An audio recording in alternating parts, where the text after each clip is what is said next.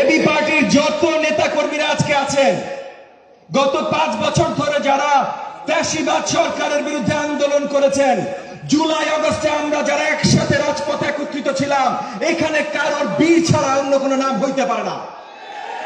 আপনারা সবাই বীর, আপনাদের জন্য আরেকটা করতালি।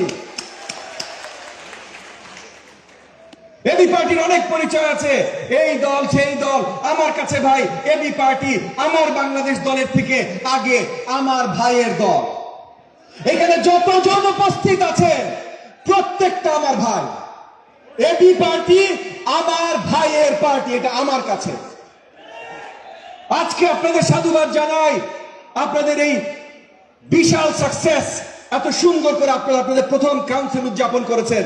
ইনশাআল্লাহ আগামীতে অনেকবার করবেন।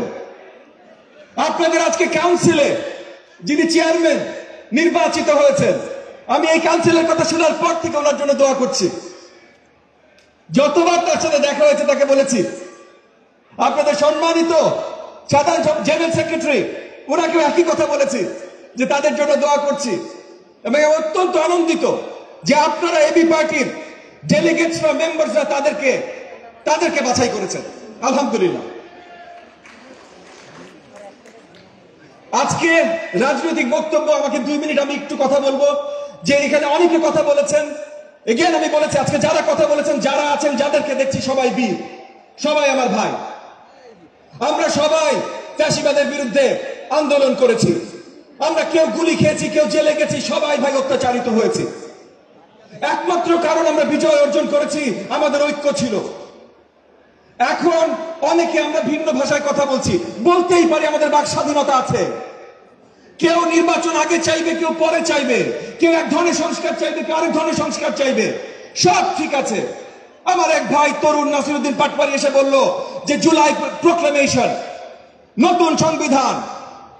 আরেক ভাই রাশেদ খান বলল শীঘ্রই নির্বাচন। সবগুলোই ঠিক আছে ভাই, আমাদের ঐক্য ধরে রাখতে হবে। একটা জিনিস মনে রাখতে হবে যে ঐক্যটার কারণ ছিল জনগণের অধিকার জনগণকে ফিরিয়ে দেয়া। আর জনগণের অধিকার জনগণকে ফিরিয়ে দেওয়া একটা মাত্র উপায়, তাদের হাতে নির্বাচন তুলে দেয়া।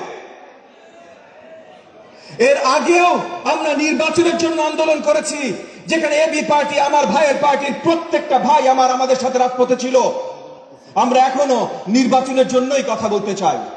আমি আবারও এবি পার্টির সকল নেতৃবৃন্দ, সকল কর্মীবৃন্দ সবাইকে সাধুবাদ জানাই, সবাইকে ধন্যবাদ জানাই। এবং ভবিষ্যতে যেন তাদের গণতন্ত্রের যাত্রা, তাদের বাংলাদেশকে ভালোবেসে বাংলাদেশের জনগণের জন্য রাজনৈতিক যাত্রা যেন এইরকম বলিষ্ঠভাবে চলতে থাকে, সেই দোয়া আমার সবসময় থাকবে।